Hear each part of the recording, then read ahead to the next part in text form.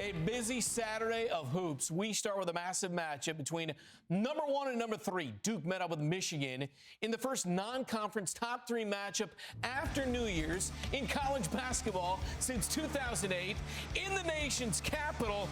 What a game between Cam Boozer and Yaxel Lendeborg, John. Felt like a Final Four game. Lendeborg drills this three to make it 57-56. Then it's a three-point game. Caleb Foster to Boozer for the triple.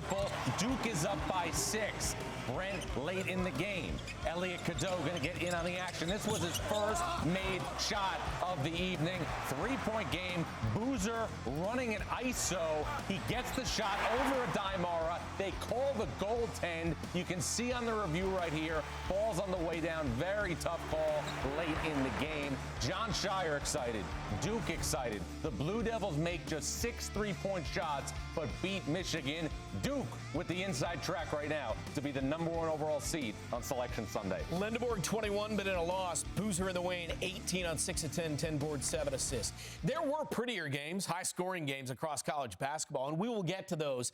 This was kind of a knock 'em down, drag 'em out. Well, these two teams, not only can they score, but they're both in the top 5 in defensive efficiency, according to Ken Pom. So these teams also guard. But the thing that I was so amazed at was Michigan. One of the reasons why they've been so good this year is besides having tremendous skill, they have tremendous size. They've been destroying people on the glass by more than 10 rebounds a game. They're 10th in the nation in scoring points in the paint. And Duke outscored them by 10 points in the paint, which I never would have expected in this game. So you got to give Duke all kinds of credit. Boozer was really good in this game, but surprising that Michigan didn't dominate the paint like they've done all year. Yeah, Coach, I'm jumping on the bandwagon with that. You know, Michigan's size to me the whole season was one of the reasons why I feel like they can go really deep in the tournament. But, you know, Duke, they had the physical presence. I never thought I'd see this. 41-28. They out-rebounded Michigan 41-28, 13 offensive rebounds. That, to me, shows that they wanted it more. They were more aggressive. They were more hungry. And the second thing that really stood out to me was the fact that what was Duke going to look like when Cam Boozer's not in the game? He had 4 fouls. He sat on the bench. Was Duke going to take a step back? But they maintained the lead. Isaiah Evans played well.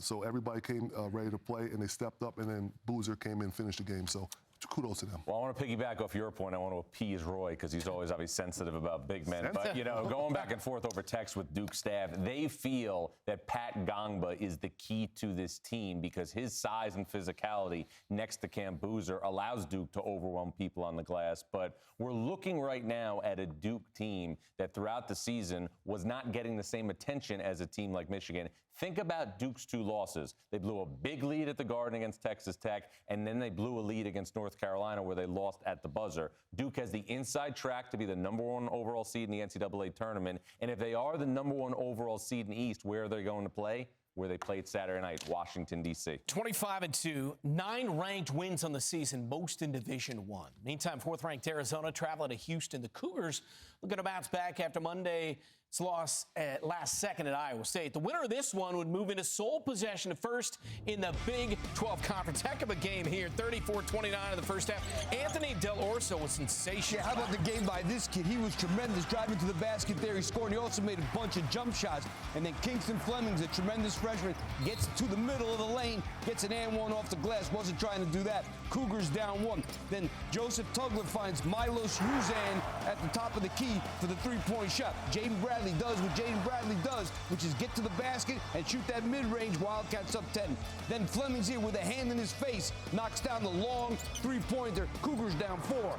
And then Bradley again showing off his footwork, getting into the lane with a little fadeaway step back, knocks it down, and Arizona wins by 7. They are the only team in Division I with 3 or more wins against top 5 teams this season. Now 25-2 for them as well as Dell'Orso goes for 22 on 8 of 14. Bradley at 17. Tommy Lloyd knows this win bolsters his team's chances at a 1 seed. This win doesn't look bad on our resume when it comes down to seeding and you know, you're hoping for matchups in the tournament. I mean, by no means does this win guarantee anything. You know, obviously we want to win the Big 12, you know, but you know, what's really cool about being in the Big 12, you can take second or third in the conference and still win the national championship. I mean, the conference is that strong. So we put ourselves in position to be in position. Now you got to go take advantage of it. Good stuff from Tommy Lloyd. They look like a 1 seed, John, sir. They look like a 1 seed, and geographical advantages matter so much in the NCAA tournament. And Arizona, in my opinion, is going to have the cleanest path geographically out of all the potential 1 seeds.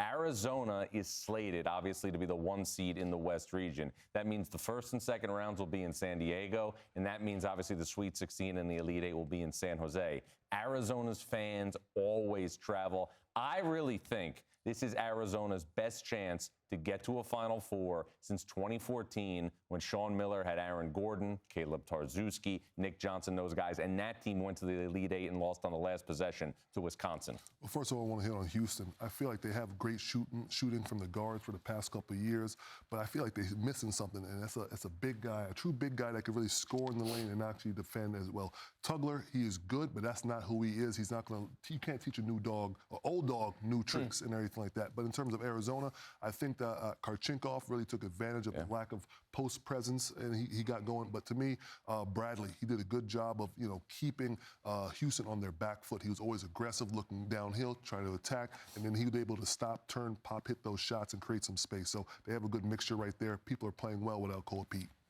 38-20 in terms of scoring in the paint without Koa Pete. They also played without Aristos. They played without 2 of their top 8 players in this game. Went on the road to one of the toughest places in the country, shot 45%, and won the game. Without Braden Burries having a really good game or Mo Krivas having a really good game. So you got to give them a tremendous amount of credit. One thing about Kevin Sampson that I've seen, when he gets a scouting report, and I'm sure in that scouting report, Braden Burries was at the top of the scouting report, he does an unbelievable job to stop guys, but other guys like Dell'Orso were able to pick it up, and that's why they were able to win that game. So the Cougars lose at Iowa State Monday. They lose a tough one here at home to Arizona, and then at Kansas this coming Monday. So, that's why Steve got. That's why Lap's here and I'm back to coaching. Michigan, Duke, and Arizona were listed as the first 3 1 seeds in the top 16 bracket reveal early Saturday on CBS. How about the fourth number 1? Well, that was Iowa State, which entered the day with 6 quad 1 wins. One of them, again, on Monday against Houston. TJ Otzelberger's group, they look to notch their 3rd straight win against ranked team after taking down Kansas and Houston, this time visiting BYU.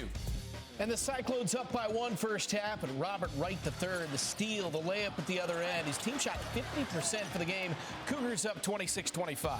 BYU is up. Kennard Davis is going to shoot the 3. He misses, but his main man, A.J. DeBance, is there to clean it up with the putback jam right there. And Joshua Jefferson's going to get to Taman Lipsey. He will knock down that 3. 3-point game, y'all. DeBance drive to the lane. Look at this long step. How long are his legs? Nice finish off the glass. Then DeBance, he will locate Davis for the 3 at the top of the key. Late closeout, he knocks it down. BYU wins. Their first win against a top 6 opponent since 2020. 29 points for Debanza. That is 20 times this season he has scored 20 or more in a game, Chop. A.J. DeBanza, for BYU to go far in the NCAA tournament, is going to have production like Carmelo Anthony had for Syracuse in 2003. And we're seeing right now that he's capable of doing that. Nearly a triple-double tonight. A ridiculous effort for a BYU team that, again, has not beaten some of the top-tier teams in the Big 12. It did tonight. And they defended guys like Momcilovic very well. He only scored 5 points on 1 of 5.